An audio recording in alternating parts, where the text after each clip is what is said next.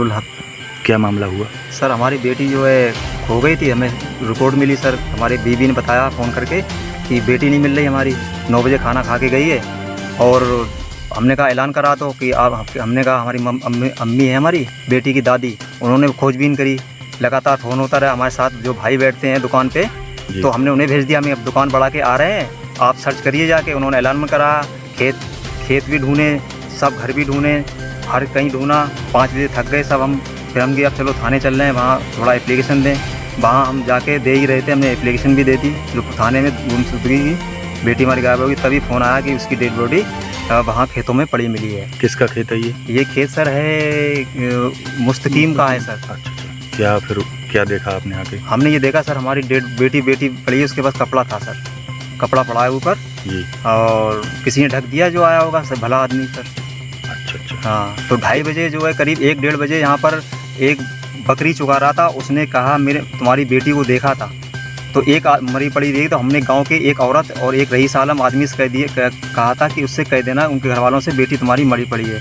जब 3 बजे हम दुकान पे अपनी बेटी को बंद करके आ रहे थे, वो आदमी हमें मिला, तो उसने भी नहीं बताया कि हमारी बेटी मरी पड़ी। क्या नग्न अवस्था में थी या कपड़े थे? नग्न अवस्था में ऐसे बता रहा है वो कि जो इसने चरवाहा उसने जब देखा था, तो बेटी हमारी जो मरी पड़ी थी उसकी जो है जो पैंट या पजामी पहनी थी वो उसकी घुटनों से नीचे थी, ये बता रहा है। और बेटी की हमारे जो है बॉडी सब कोई कुत्तों ने नोची थी, जब ज़्यादा टाइम हो गया, कोई नहीं था, बहुत टाइम हो गया काफ़ी, तो वो कुत्ते नोचना स्टार्ट कर दिया बेटी का। क्या किसी को शक है? हाँ शक है, यहाँ मुर्गी फार्म है, शाहिद नाम का लड़का है, और साहिब पुत्र इकरार हुसैन, उसका मुर्गी निवासी ग्राम कटिया हमारे घर के पास रहता। हमारी उससे कोई ऐसी रंजिश नहीं थी, लेकिन ये घृणोनी बर्दाश्त आदमी कब कर सकता, उसका माइंड कब पलट जाए ये कोई नहीं कह सकता। लेकिन यहाँ पर मुर्गी फार्म है, उसके भांजे हैं छोटे छोटे हमारी बेटी की उम्र के, उनके साथ एक बार आ चुकी है, तो हमने डांटा भी बेटा वहाँ मत जाया करो, सही नहीं रहता है। तो वो बच्चे होते हैं नहीं समझते हैं, तो बेटी हमारी उन्हीं के साथ आ गई होगी और ये हमारा बेटी को ये कर दिया हमारा। फतेहगढ़ पुलिस ने कल शाम में लगभग 7 बजे के आसपास फतेहगढ़ पुलिस को मालूम चला कि एक छोटी सी बच्ची जिसकी उम्र लगभग 4 वर्ष बताई जा रही है, उसकी डेड बॉडी थाना कंपल क्षेत्र में मिली। इस घटना पर सभी उच्चाधिकारीगण वहां पहुंचे और पूरी फतेहगढ़ पुलिस ने मिलकर, जिसमें कंपल पुलिस का विशेष योगदान रहा, इस घटना का सफल अनावरण 24 घंटे के भीतर किया है। और ये फतेहगढ़ पुलिस के लिए उपलब्धि है। इसमें सभी वैज्ञानिक साक्ष्य 24 घंटे में कलेक्ट किए गए हैं और उसके आधार पर इसमें कार्रवाई हुई है। परिजनों द्वारा दिए गए तहरीर पर मुकदमा पंजीकृत कर लिया गया। इसमें उन्होंने दुष्कर्म की आशंका जताई थी, दुष्कर्म की हत्या की आशंका जताई थी। वहाँ पे फील्ड यूनिट की टीम पहुँची, मौके से सैंपल लिए गए और सैंपल से प्रथम दृष्टया कुछ बात सही प्रतीत हुए। इसी क्रम में हमने स्पेशल फॉरेंसिक टीम को, जो कि कानपुर नगर में रहती है, वहाँ से हमने उसे इस घटना के लिए स्पेशली कॉल किया और उसकी मदद से सभी साक्ष्य जो यहाँ जुटाए गए थे उसे हमने सुपुर्द किया और हम लोग उसकी रिपोर्ट का इंतज़ार कर रहे हैं।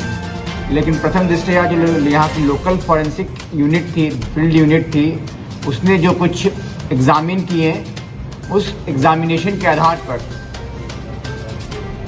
2 व्यक्तियों पर शक हुआ और उस शक के मद्देनज़र उन दोनों को गिरफ्तार किया गया है और जिसमें उन्होंने अपनी अपराध करने की बात को स्वीकारा है और उन्हें गिरफ्तार करके माननीय न्यायालय समक्ष प्रस्तुत किया जा रहा है। एक अभियुक्त है और दूसरा एक बाल अपचारी है। जो अभियुक्त है उसका नाम शाहिद पुत्र इकरार हुसैन है, जो थाना कंपल क्षेत्र का रहने वाला है। और पूरा ये वाक़या इस तरह से निकल कर सामने आया है कि छोटी सी बच्ची जो अपने छोटे छोटे मित्रों के साथ वहाँ पे खेलने आया करती थी, उसी में इन 2 लड़कों ने उसको अपना शिकार बनाया और शिकार बनाने के बाद, अपनी हवस का शिकार बनाने के बाद उसकी हत्या कर दी। और पुलिस ने इस पूरी घटना का सफल अनावरण किया है। इसमें वैज्ञानिक साक्ष्यों के आधार पर खुलासा किया गया है और हम लोग अब इनको माननीय न्यायालय के समक्ष प्रस्तुत कर रहे हैं और जल्द से जल्द इसमें चार्जशीट लगाकर माननीय न्यायालय से निवेदन करेंगे कि ऐसे अपराधियों को जल्द से जल्द सजा दें। इस पूरे अभियोग को हमने भारतीय दंड संहिता की धारा 376 DB के अंतर्गत लाया है और साथ में 302 और 201 भादवी और इसके साथ पॉक्सो अधिनियम के अंतर्गत भी इसको लाया गया है। और मैं आपको बताना चाहता हूँ 376 DB में सख्त से सख्त सजा का प्रावधान है और हम लोग न्यायालय से अनुरोध करेंगे कि इनको वो सजा मिल पाए।